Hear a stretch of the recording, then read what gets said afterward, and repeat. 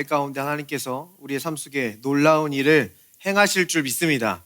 네, 오늘 이 말씀을 시작할 때요, 저희가 조금 생소해 보이는 그런 본문 말씀으로 한번 시작해 봤으면 좋겠어요. 아니, 성경에 이런 말씀도 있어? 라고 생각되지만 있는 그런 구절입니다. 하나님께서 이스라엘 백성들에게 율법을 주실 때 그 율법 가운데 이런 말씀이 담겨 있는 것을 보게 돼요. 신명기 말씀입니다. 내 진영 밖에 변소를 마련하고 그리로 나가되 내 기구에 작은 삽을 더하여 밖에 나가서 대변을 볼 때에 그것으로 땅을 팔 것이요 몸을 돌려 그 배설물을 덮을지니. 하나님께서는 굳이 이러한 디테일도 성경 말씀을 통해 말하는 것을 보게 됩니다. 근데 재밌는 게요, 이게 지금 어떤 문맥이냐면 이 내 적을 치러 갈 때에, 그러니까 지금 군인들이 전리품을 얻으러 가고 군인들이 승리하러 가고 유업을 차지하러 가는 그런 문맥 가운데서 하나님께서 지금 이 말씀을 해주고 있다는 거예요. 저는 놀랍게도 저도 이 현대 군대에서, 저도 군대에 있을 때 이 삽을 보급받았습니다. 야전삽을 다 이렇게 가지고 있었어요. 이 삽의 목적이 무엇입니까? 화장실을 가기 위함은 아니고요. 삽의 목적은 땅을 파기 위함이라는 거예요. 그래서 지금 이스라엘 백성들도 이 삽으로 땅을 실제적으로 아마 팠을 겁니다. 무언가를 묻었을 거예요. 자, 근데 지금 이것이 단지 무엇을 파고 무엇을 묻는 이러한 장면을 우리에게 보여주기 함이 아니라, 이 구약 성경의 말씀들은 신약을 살아가는 우리에게 어떤 패턴과 교훈과 그림을 보여주시는 줄 믿습니다. 그래서 우리는 이것을 통해서도 예수 그리스도에 대한 그림을 발견할 수 있다라는 거예요. 자, 보면은 이 삽이라는 단어에 한번 주목해 볼게요. 이 삽에 해당하는 히브리어 단어가 야테드라는 단어입니다. 이 단어가 이 본문을 제외하고는 모두 말뚝이라는 단어로 사용되는 것을 보게 돼요. 우리 저번에 야엘에 대한 말씀 혹시 기억나시나요? 이 여인이 이 이방 장군의 머리에 말뚝을 받는 그러한 장면을 우리가 함께 묵상해 봤는데요, 그 말뚝에도 이 야테드라는 단어가 사용되는 것을 우리는 확인할 수 있다는 겁니다. 그리고 이 야테드에 상응하는 헬라어 또한 십자가의 못을 박다라는 그런 의미로 사용된다라는 거예요. 그러니까 지금 여기서 우리에게 보여주는 그림이 무엇입니까? 지금 이 삽은 우리가 생각하는 그 넓적한 삽이 아닐 수 있어요. 못처럼 뾰족한 것일 수 있다라는 겁니다. 지금 그 못이, 그 십자가가 우리의 모든 더러운 것을 묻어버렸음을 우리에게 보여준다는 거예요.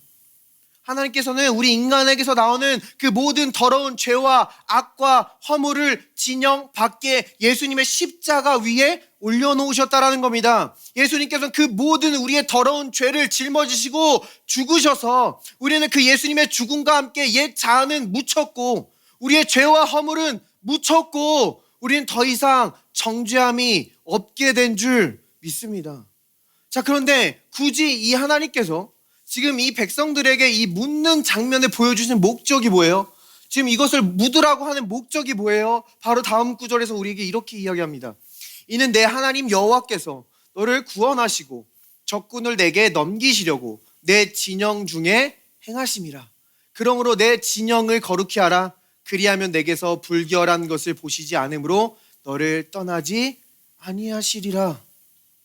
그러니까요, 우리의 죄가 묻힌 게 확실하다면, 우리의 옛 자아와 우리의 허물이 예수 그리스도에게 십자가에서 묻힌 것이 확실하다면 하나님께서는 우리를 다시는 떠나시지 않고 우리의 모든 대적을 우리의 손에 넘기시며 여호와 하나님의 구원을 가져다 주시는 줄 믿습니다.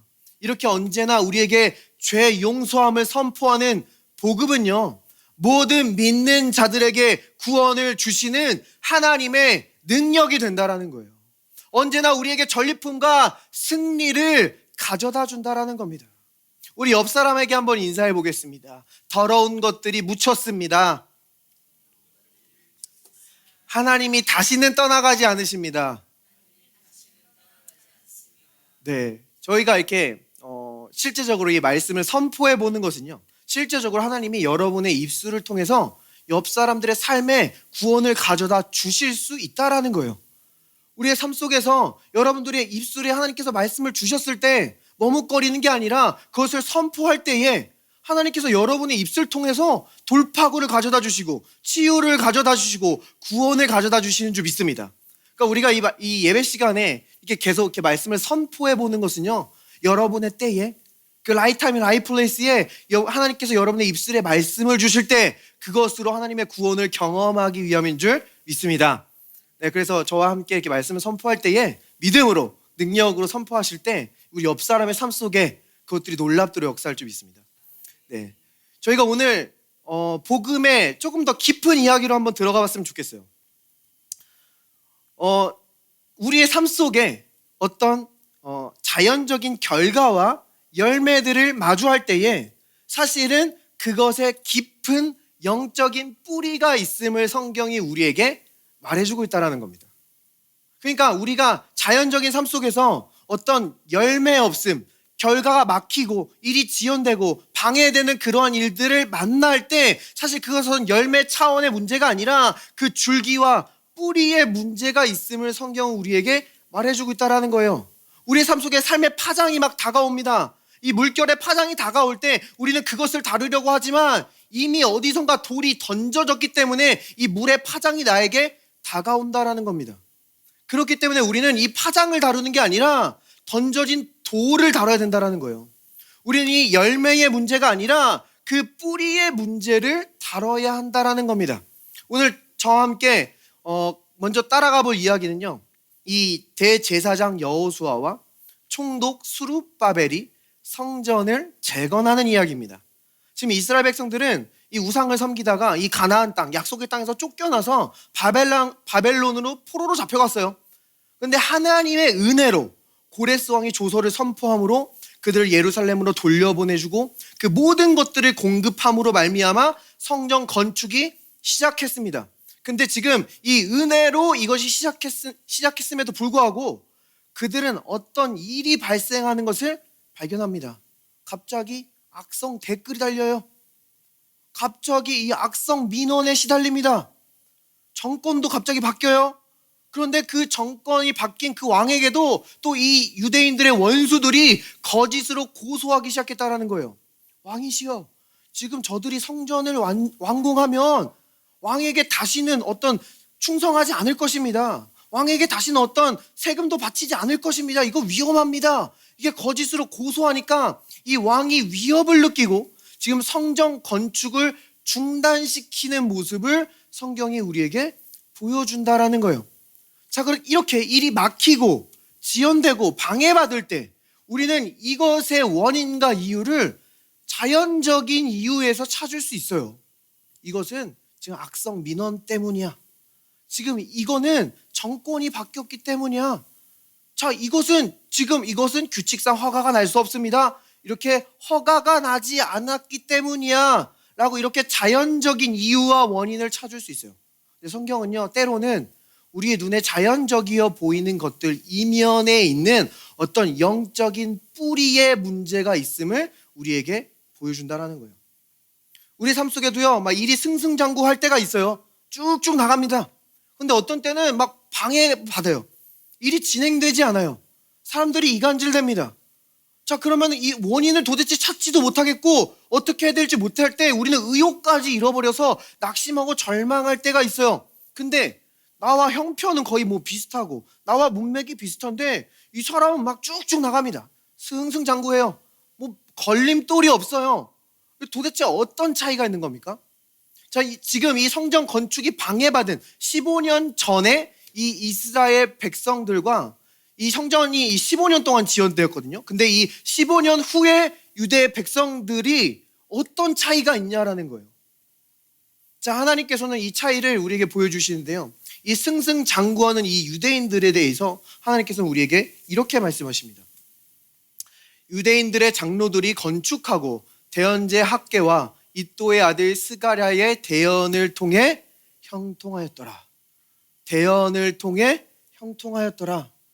자, 지금 15년 동안 진행하지 못하고 막혀있고 붙잡혀있는 이 유대인들을 형통하게 하는 방법이 뭐예요? 하나님께서 선지자 학계와 스가랴 선지자를 세우셔서 그들에게 말씀하셨다라는 겁니다. 하나님께서 지금 우리의 삶을 형통하는 방법이 뭐예요? 지금 이 하나님의 임재 가운데 우리에게 말씀하심으로 지금 내게 하시는 그 말씀을 따라 우리를 형통하게 하실 수 있다라는 겁니다. 자, 그런데요, 이 하나님의 말씀이 우리에게 다가올 때 이것이 조금 다양한 방법으로 다가올 수 있다라는 거예요. 지금 학개 선지자와 스가랴 선지자는 둘 다 하나님의 말씀을 선포했지만 그 방식이 조금 달랐어요. 학개 선지자는요, 도전하는 선지자였습니다. 학개 선지자는 이스라엘 백성들에게 얘기하는 거예요. 야, 너희들이 지금 씨를 뿌리나 수확하지 못하고 맛이나 흡족하지 않고 먹으나 배부르지 않고 옷을 입어도 따뜻하지 않고 돈을 벌어서 주머니에 넣는데 마치 구멍 뚫린 주머니에 넣는 것과 같구나. 얘들아, 너희는 그 세상의 것으로 너희가 만족을 얻을 수 없단다. 너희는 지금 생존을 위해 이 땅에 있는 게 아니야. 너희에게는 더 큰 목적이 있어. 너희에게는 더 큰 비전이 있어. 그러므로 너희는 산으로 가서 나무를 가져다가 성전을 건축하라. 도전했다라는 거예요. 때로는 하나님의 말씀이 우리를 도전함을 통해서 우리의 삶을 형통함으로 인도하실 수 있는 줄 믿습니다. 자, 그런데 이 스가랴 선지자는 또 달라요. 스가랴 선지자는 본 것을 이야기합니다. 환상을 보고 이야기해요. 지금 이 스가랴 선지자는 이 유대인들의 리더 대제사장 여호수아의 모습을 봅니다. 이 대제사장의 위치는 아주 중요해요. 이 한 사람의 상태에 따라서 그 나라 전체의 상태가 좌지우지되기 때문이에요. 근데 이 스가랴 선지자가 보는 것은 그냥 겉으로 드러난 어떤 열매 결과가 아니라 이 스가랴 선지자의 그 뿌리의 문제를 보고 있다라는 거예요. 그럼 스가랴 선지자가 보고 있는 이것은 무엇입니까? 성경 우리에게 이렇게 이야기합니다. 대제사장 여호수아는 여호와의 천사 앞에 섰고 사탄은 그의 오른쪽에 서서 그를 대적하는 것을 여호와께서 내게 보이시니라. 여호와께서 사탄에게 이르시되 사탄아, 여호와께서 너를 책망하노라. 예루살렘을 택한 여호와께서 너를 책망하노라. 이는 불에서 꺼낸 그슬린 나무가 아니냐 하실 때에. 지금 이 여호수아의 모습이 어떻다고요? 사탄이 그를 책망하고 있었어요. 사탄이 그를 대적하고 있었습니다. 근데 여기 이 대적하다에 해당하는 히브리어가 뭡니까? 사탄이에요. 그러니까 사탄이 사탄하고 있는 겁니다. 동일한 단어예요. 자, 그러면 이 사탄의 뜻이 뭐예요? 고소하다, 참소하다, 정죄하다라는 거예요. 그러니까 지금 여호수아가 정죄당하는 모습을 보여줍니다. 여호수아가 사단에게 정죄당함으로 말미암아 이 여호수아의 상태가 어때요? 이어서 우리에게 이렇게 이야기합니다. 여호수아가 더러운 옷을 입고 천사 앞에 서 있는지라. 여호와께서 자기 앞에 선 자들에게 명령하사 그 더러운 옷을 벗기라 하시고 또 여호수아에게 이르시되 내가 내 죄악을 제거하여 버렸으니 내게 아름다운 옷을 입히리라 하시기로. 자, 보면요, 여호수아가 그 리더가 사단의 정죄로 말미암아 더러운 옷을 입고 있는 것을 보여줍니다. 자, 그러니까요, 이 유대인들이 성전 건축이 멈추고 지연되고 그들이 방해받은 것이 단순히 지금 어떤 허가가 나지 않아서 정권이 바뀌어서 어떤 악성 민원 때문이 아니라는 겁니다. 지금 대제사장 여호수아가 정죄 아래 있었기 때문이라는 거예요. 우리가 정죄 아래 있을 때 우리의 삶 속에 은혜가 흐르지 못하는 그 영적인 뿌리를 우리에게 보여주는 겁니다. 우리가 사단의 참소와 정죄를 받아들일 때 그것은 예수님께서 우리의 모든 죄를 처리하지 않았다고 말하는 것과 같다라는 거예요. 성경은 이 깊은 영적인 뿌리를 우리에게 보여주고 있는 겁니다. 세상에서도 보면요, 우리에게 어떤 육체적인 신체적인 질병이 있기 전에 그 원인과 뿌리에는 정신적인 스트레스가 있음을 말해줍니다. 그래서 조금 똑똑한 사람들은 이 육체적인 질병을 다루기 전에 스트레스를 관리한다라는 거예요. 그리고 세상에서도요, 좀 더 깊이 나아가면요, 어떤 심리학자들이나 정신분석 학자들이 이야기하기를 이 스트레스의 그 원인과 뿌리에는 두려움이 있다라고 이야기해요. 우리가 어떤 미래에 대한 두려움, 사람들로부터 단절될 것 같은 두려움, 어떤 실패와 거절에 대한 두려움이 우리에게 스트레스를 불러온다라고 이야기한다라는 겁니다. 자, 그런데 성경은요, 이 세상보다 더 깊이 들어간다라는 거예요. 세상은 이 정신적인 차원까지만 이야기하지만 성경은 영적인 차원을 이야기합니다. 스트레스를 불러일으키고 두려움을 불러일으키는 그 원인과 뿌리가 바로 정죄함이라는 거예요. 정죄함이다. 자, 세상은요, 이것을 받아들이지 않고 인정하지 않을 수 있어요. 왜요? 사단의 존재를 인정하지 않기 때문입니다. 근데 성경은 사단을 이야기하고 있어요. 그리고 이 사단이 지금 어떤 존재라고 했어요? 고소하는 자, 정죄하는 자, 참소하는 자라는 거예요. 사단은 언제나 우리의 삶에 달려들어 우리를 정죄합니다. 우리가 선한 일을 하고 있을 때도 너는 부족해, 너는 아직 멀었어, 너는 더 해야 돼, 정죄해요. 우리가 실수하고 넘어지면 끊임없이 우리의 잘못과 실수를 상기시킵니다. 그리고 이것이 마치 하나님의 목소리인 것처럼 속인다라는 거예요. 우리가 이 정죄를 받아들이는 것이 합당한 것처럼, 내가 그 정죄의 목소리를 들어야 되는 것처럼 속인다라는 거예요. 근데 우리가 나중에 다루겠지만 이것은 우리 안에 역사하시는 성령의 사역이 아니라는 겁니다. 사단은 교묘하게 우리를 속이는 거예요. 그래서 사람들은 이야기하기를, 내가 스트레스는 받고 있지만 나는 지금 정죄 아래 있지 않아, 나는 정죄당하고 있지 않아 라고 이야기하게 해요. 또 어떤 사람들은요, 자기가 스트레스를 받고 있는지도 모릅니다. 그냥 그렇게 살아가다가 갑자기 쓰러지고, 갑자기 문제를 만나고, 갑자기 질병을 만나는 것을 성경은 우리 주변에서 발견할 수 있어요. 또한 이 성경에서 지금 이 여호수아도 보면요, 15년 동안이나 지연되었어요.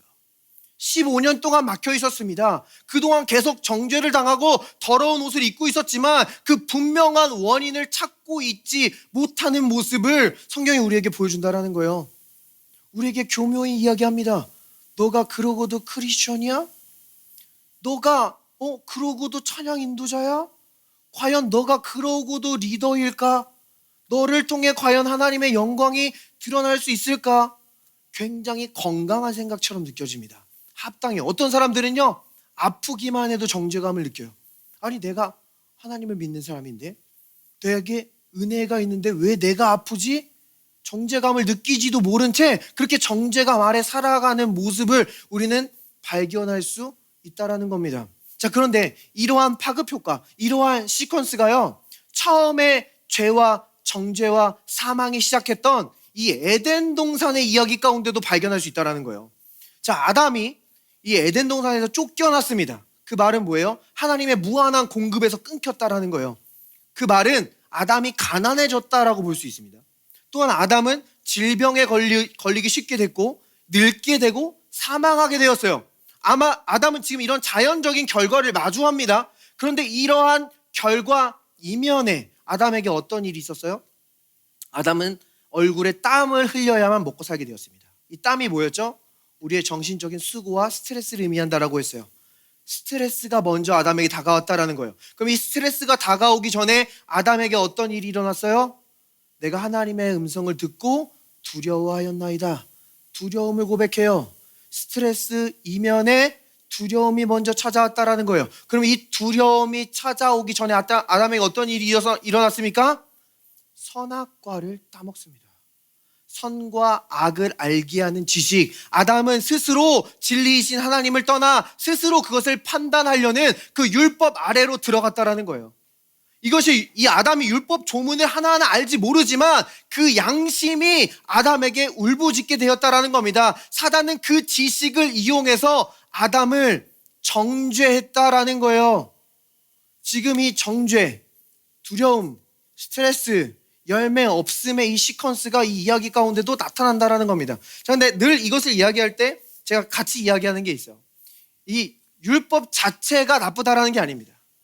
율법은 선해요. 근데 그 율법은 언제나 우리를 정죄한다라는 겁니다. 바울은 이야기했어요. 율법 조문은 죽이는 일이요, 영은 살리는 것이니.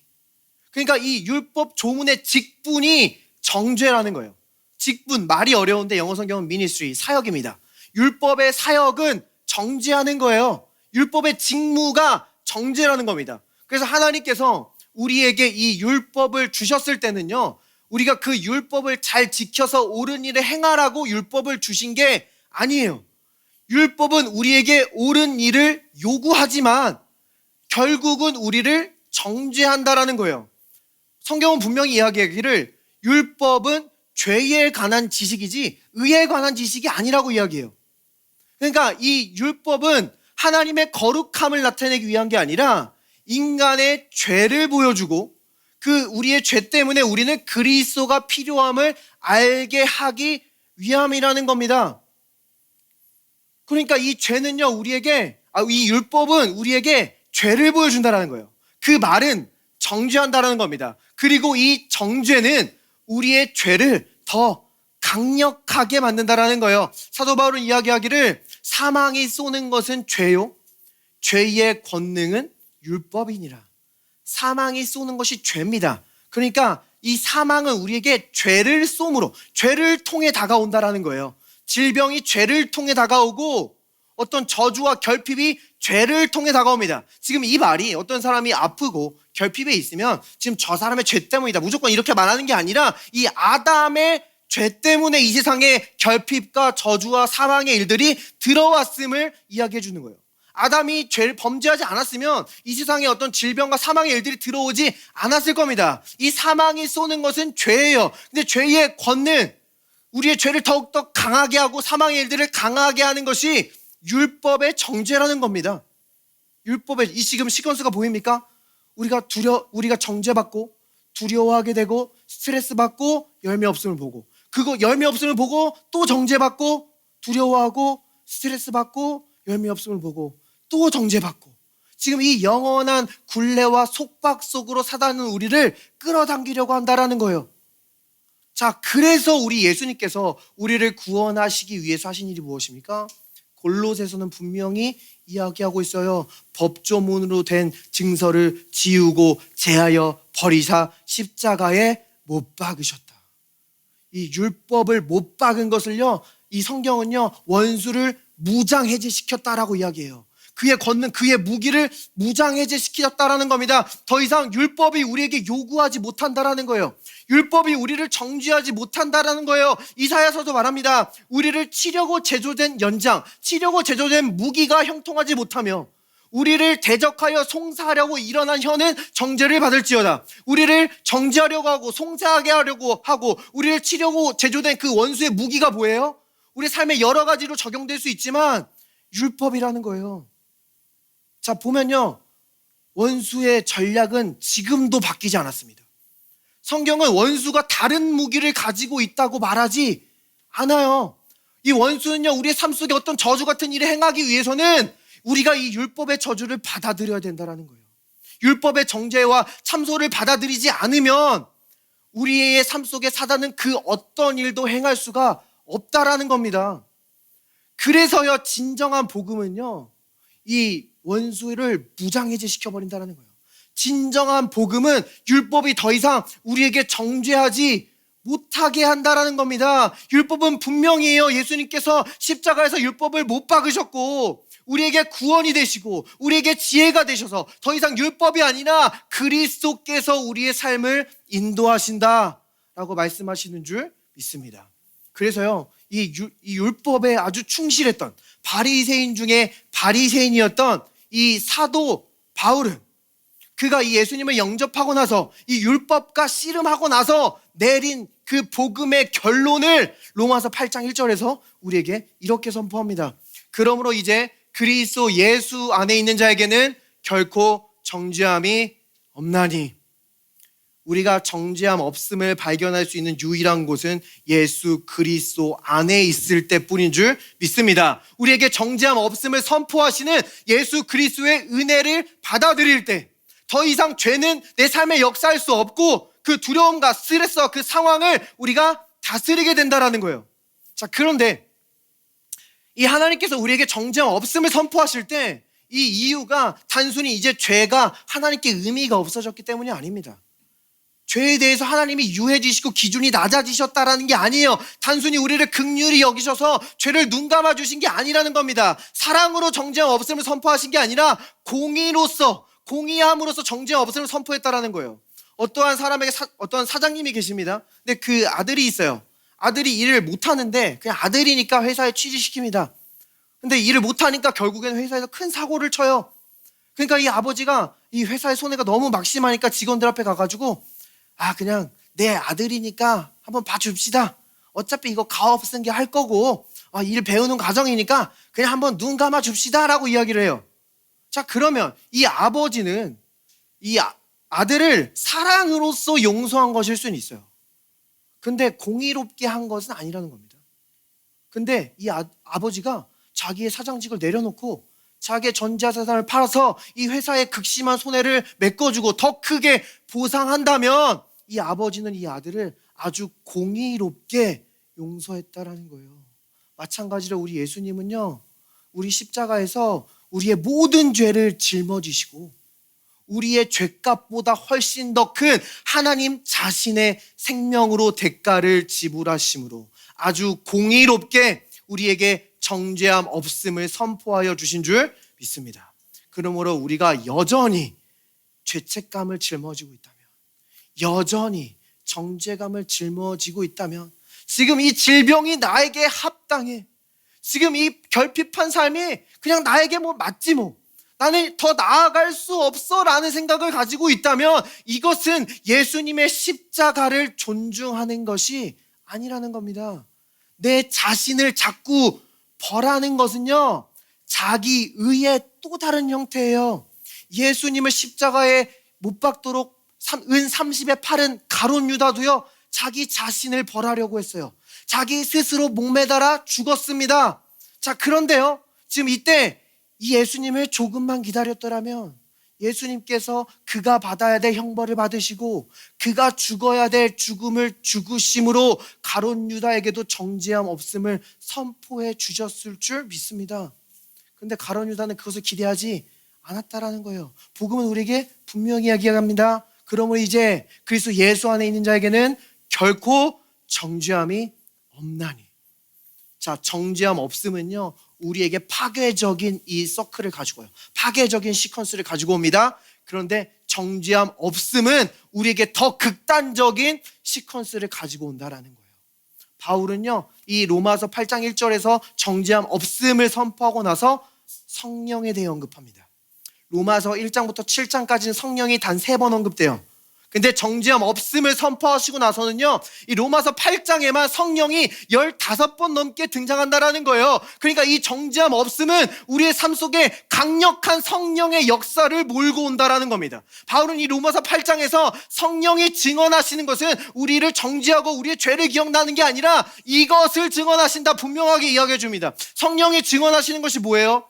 로마서는 분명히 말해줍니다. 여러분은 또다시 두려움에 빠뜨리는 종살이의 영을 받은 것이 아니라 자녀로 삼으시는 영을 받았습니다. 그래서 우리는 그 영으로 하나님을 아빠 아버지라고 부릅니다. 바로 그때에 그 성령이 우리의 영과 함께 우리가 하나님의 자녀임을 증언하십니다. 성령이 무엇을 증언하세요? 우리가 하나님의 자녀임을 증언하신다라는 거예요. 그래서 성령의 역사가 충만하면 충만할수록 우리는 하나님께 가까이 가게 되고 하나님을 아버지라고 부르며 하나님과 친밀함을 더욱 누리게 된다라는 겁니다. 자, 근데 저희가 여기서 주목해 볼 게 있어요. 이것을 성령이 어떻게 증언하세요? 우리의 영과 함께 증언하신다라는 거예요. 다른 역본에서는 우리의 영과 더불어 증언하신다라는 겁니다. 이 말은요, 이것은 내적 증언이라는 거예요. 우리가 하나님의 자녀인 것을 우리는 우리 안에서부터 안다라는 거예요. 그러니까 우리가 때로 혼란스러울 때가 있어요. 내가 믿음이 있는 건가 막 여러 가지 의심이 들 때가 있어요. 근데 우리 내면 깊숙이서부터 우리는 내가 하나님의 자녀임을 안다라는 거예요. 내가 구원받았다라는 것을 우리가 안다라는 겁니다. 그래서 이 돌아온 탕자처럼 하나님을 멀리 떠나간 자들도 다시 돌아올 수 있는 겁니다. 내가 하나님의 자녀임을 알기 때문에. 자, 그런데요, 성령이 증언하실 때 우리의 영과 더불어만 증언하시는 게 아니에요. 뒤에서 히브리서에서는요, 우리에게 증언하신대요. 히브리서 보겠습니다. 또한 성령이 우리에게 증언하시되, 우리와 더불어가 아니라 우리에게 증언하시는 거예요. 그래서 이 증언하다라는 이 말은요, 법정의 증인석에 서는 것과 같습니다. 이것은 실제로 본 거, 실제로 들은 그 사실을 증언하는 거예요. 내 생각이나 내가 느끼는 거나 내가 평가하는 걸 증언하는 게 아니라 사실 그 자체를 증언하는 겁니다. 진리를 증언하는 거예요. 자, 그럼 성령은 우리에게 어떤 것을 증언하십니까? 주께서 이르시되 그날 후로는 그들과 맺을 언약이 이것이라 하시고 내 법을 그들의 마음에 두고 그들의 생각에 기록하리라 하신 후에 하나님께서 우리에게 새 언약을 주신다고 약속하셨어요. 그러면서 우리에게 새 마음을 주신다고 약속하셨어요. 이렇게 새 언약과 새 마음을 주시면서 이것을 증언하십니다. 또 그들의 죄와 그들의 불법을 내가 다시 기억하지 아니하리라.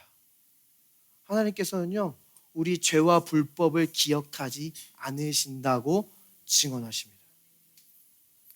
하나님은요, 원래 죄를 기억하는 분이에요. 우리의 마음의 그 작은 죄, 우리의 생각의 그 작은 죄도 모조리 기억하셨다가 3, 4대까지 갚으시는 것이 구약에 나타난 하나님입니다. 근데 신약이 달라졌어요. 왜요?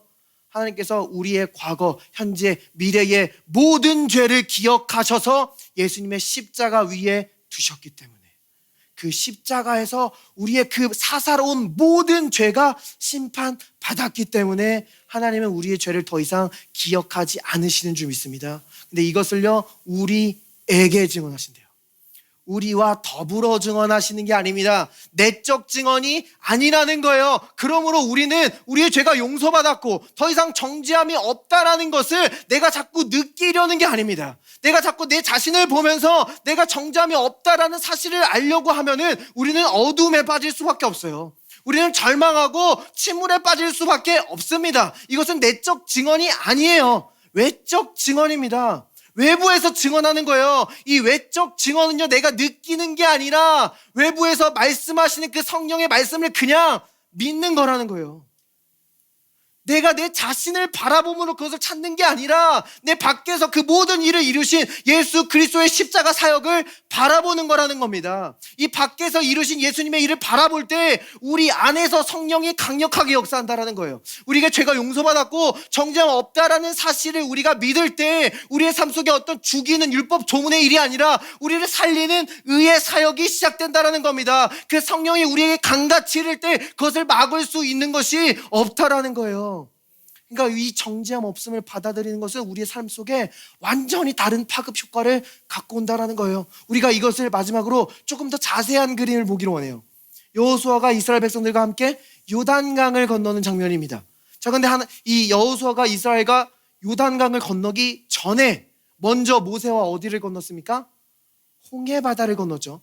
자, 이 성경은요, 이스라엘이 이 출애굽해서 홍해바다를 건너는 이것을 신약 성경에서 뭐라고 이야기하냐면 세례받은 것이라고 이야기합니다.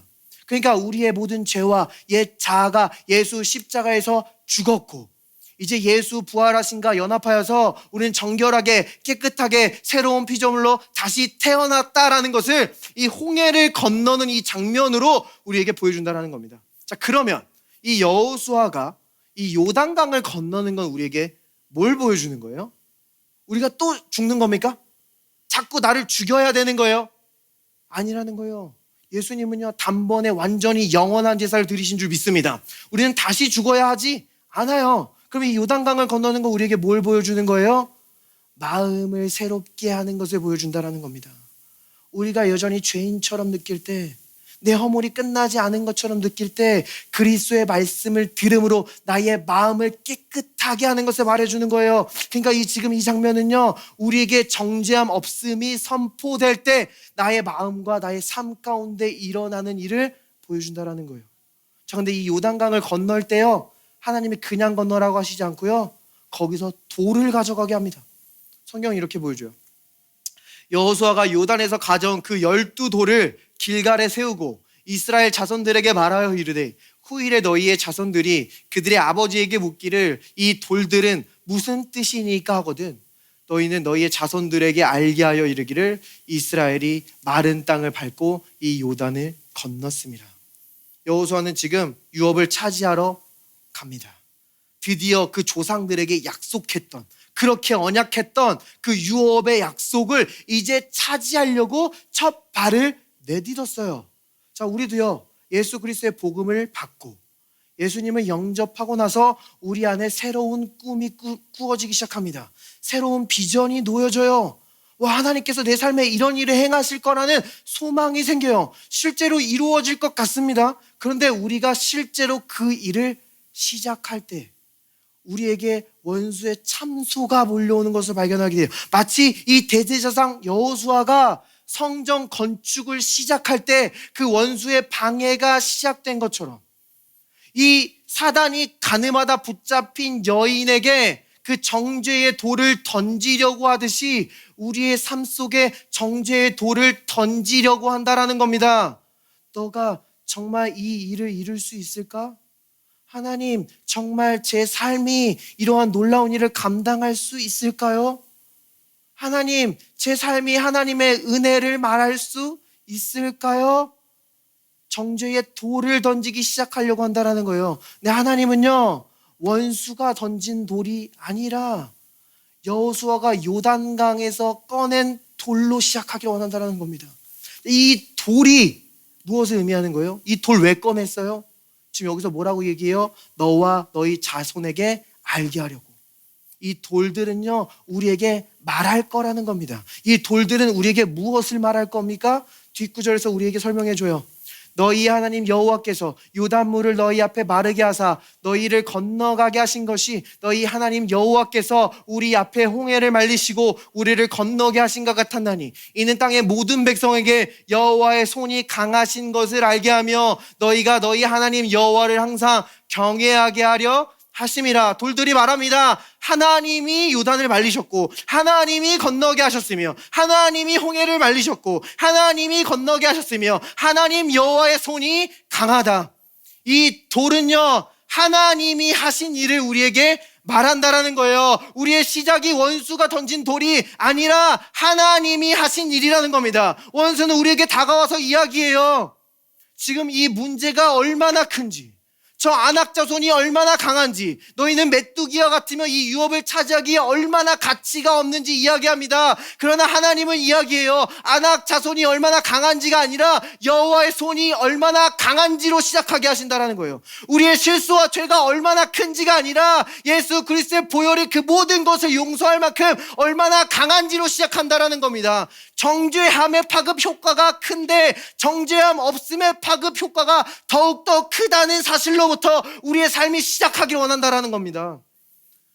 자, 근데 여기서 조금 더 자세히 보여주는 그림이 있어요.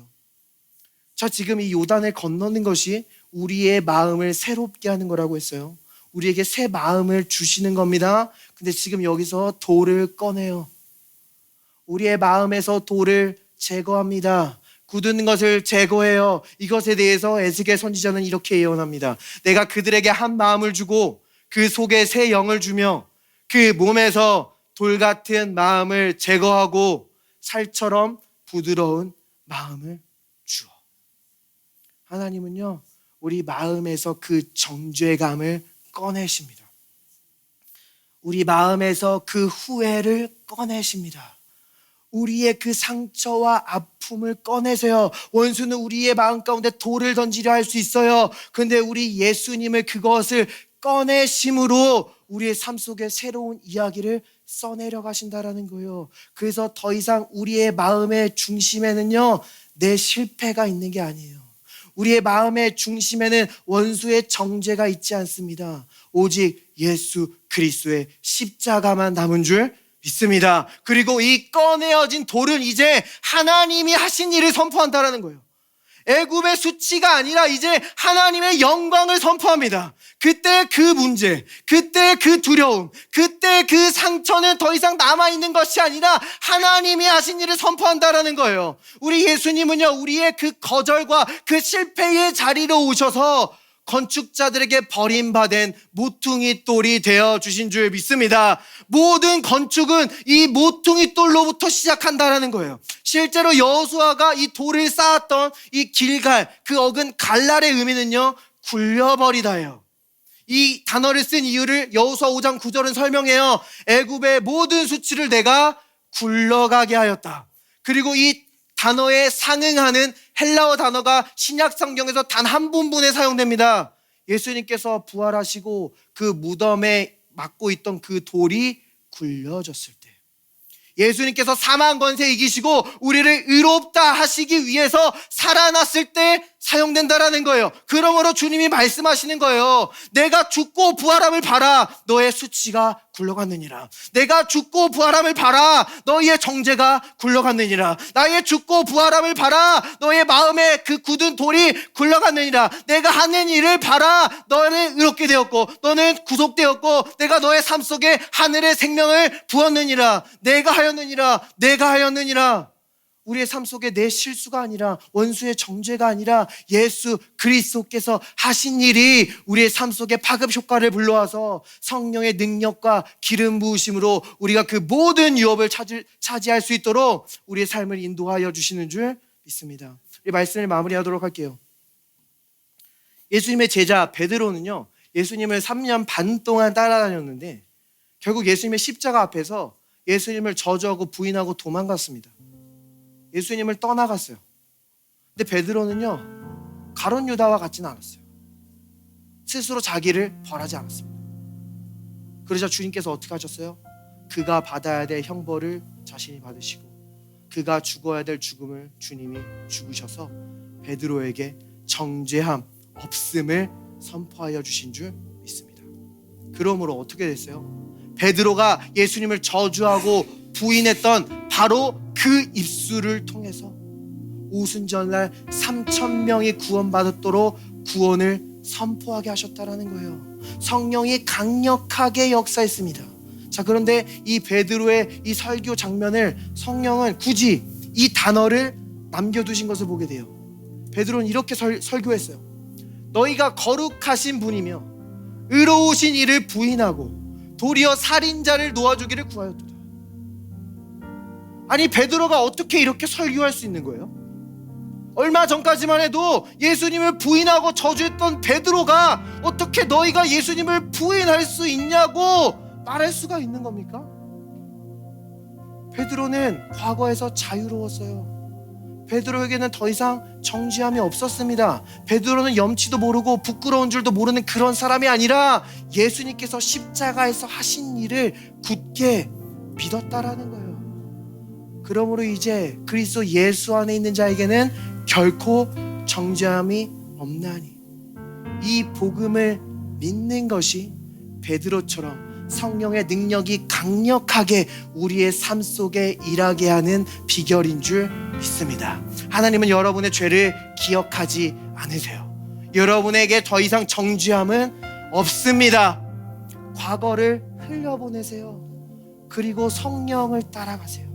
성령의 증언을 따라가세요. 성령께서는 하나님의 놀라운 유업으로 여러분에게 응답하여 주실 줄 믿습니다. 이 좋은 예수님을 아직 영접하지 않으신 분이 있다면 저와 함께 기도했으면 좋겠습니다. 예수님, 주님께서 나의 형벌을 받으시고 나의 죽음을 죽으셔서 저에게는 더 이상 정죄함이 없는 줄 믿습니다. 나는 그리스도 안에서 하나님의 의입니다. 감사합니다. 예수님의 이름으로 기도합니다. 우리 모든 그레이스 하우스를 위해 기도합니다. 이 시간 성령이 역사하십니다. 이 시간 성령이 우리를 안으십니다. 성령이 우리의 마음속 깊은 곳에 들어가 우리의 모든 정죄감과 죄책감을 예수 그리스도의 보혈로 제거하여 주시는 줄 믿습니다. 우리에겐 더 이상 정죄함이 없습니다. 우리가 이번 주도 이 성령의 증언을 따라갈 때에 우리의 삶 속에 성령의 능력과 성령의 기름 부으심이 임하며 우리의 삶 속에 예비하신 하나님의 유업을 차지할 수 있도록 주님께서 역사하여 주실 줄 믿습니다. We prayed in Jesus' name. Amen. Praise the Lord.